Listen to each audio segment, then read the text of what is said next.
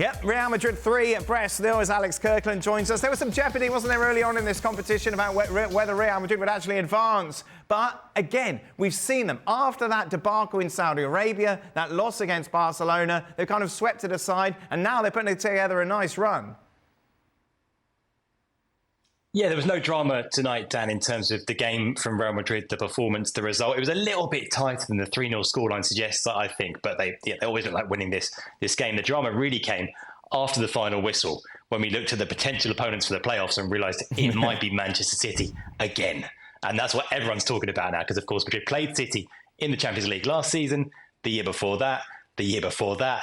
Every time those ties are eventful, when Madrid have come through it, as they have done in 2022 and 2024, it wasn't really clear how they managed to do it. Of course, it's a different City now. It's a very different City side. We know that. But still, that's the talking point. But yeah, Madrid they have turned the Champions League campaign around. I mean, tonight, they were highly unlikely to make the top 8. That was never going to happen. They were already assured of a place in the playoffs. So like I say, there was no drama really other than sitting and watching and working out the permutations of where they might finish and who they might play. And like I say, that's where the focus is now. Will it be City? Will it be Celtic in the playoffs? And after that, in a possible last 16 tie against either Bayer Leverkusen or Atleti. So maybe a Madrid derby, maybe facing Xabi Alonso, who might well be the next Real Madrid manager. But before that, there's either City or Celtic in the way.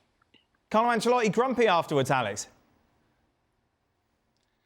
Yeah, he was asked about his thoughts on the sort of the group, or the league phase rather, as a whole, and basically said, "What? Too many games." He said, "Too many games." And the fact they've played, gone from the group stage, it was 6, of course. Now it's 8.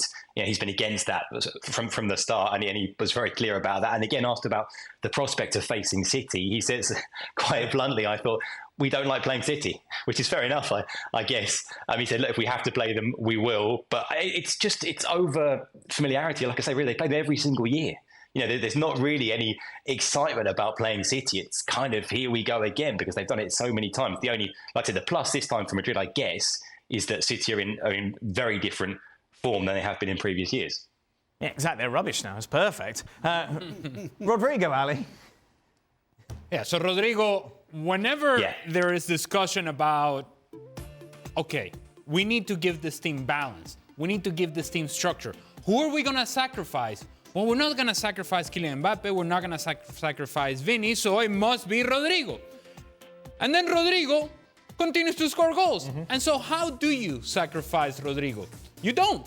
You don't. And we also sort of have to ask the question, and it's something that comes up every time that Vini doesn't play and Mbappe scores goals, and Vini doesn't play and Rodrigo scores goals. And then when he plays, they don't seem to be nearly as effective. And it's perhaps a dumb question, but are they better off?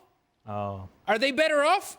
Are they better off without Vini? Is Rodrigo more comfortable coming from the left-hand side?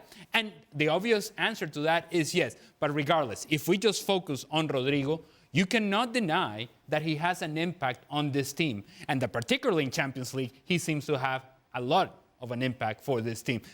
Let me just focus on Mbappe for a second. While he wasn't in the score sheet today and he missed a few chances, the energy with which he's running, the second goal, he lets the ball go through his legs. They start the counter-attack opportunity, and it is Mbappe that then sprints to get to the near post. He ends up missing that chance, and Bellingham taps it in.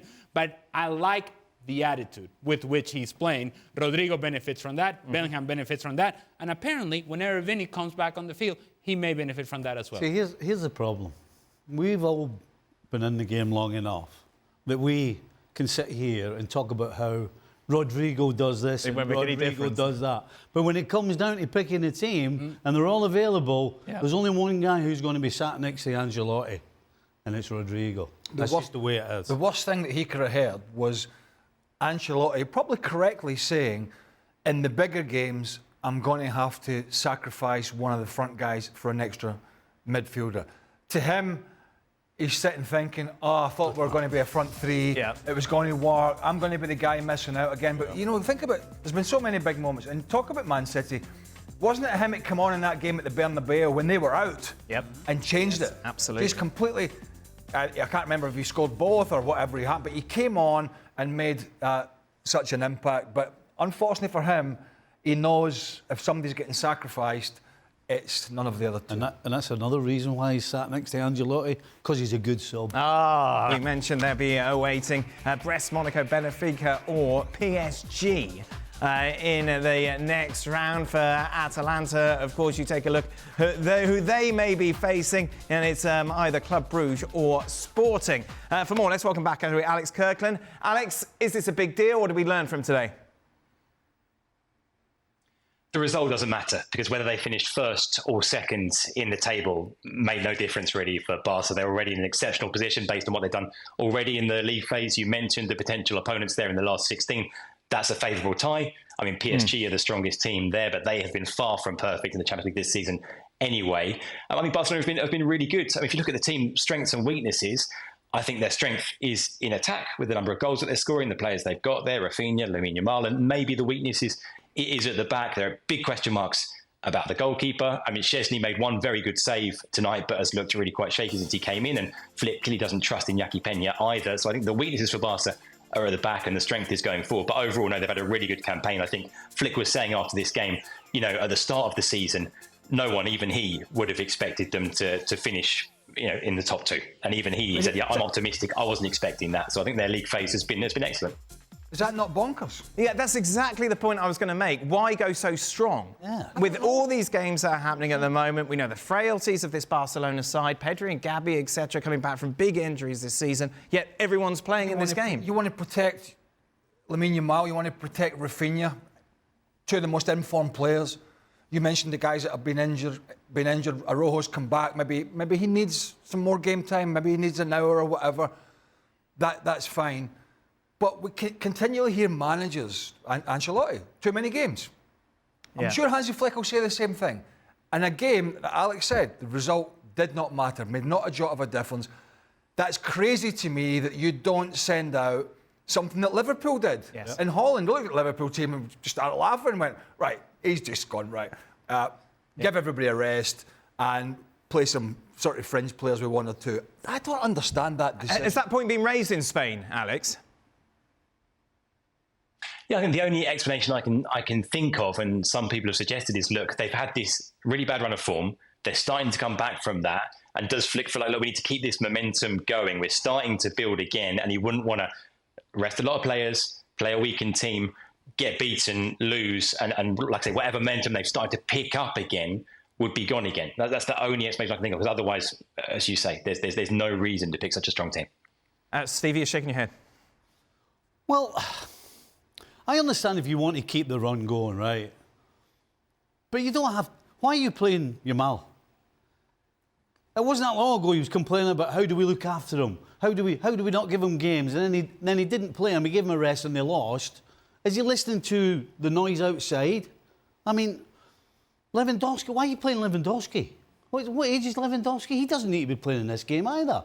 So you don't have to go and do what Liverpool did and have two starters.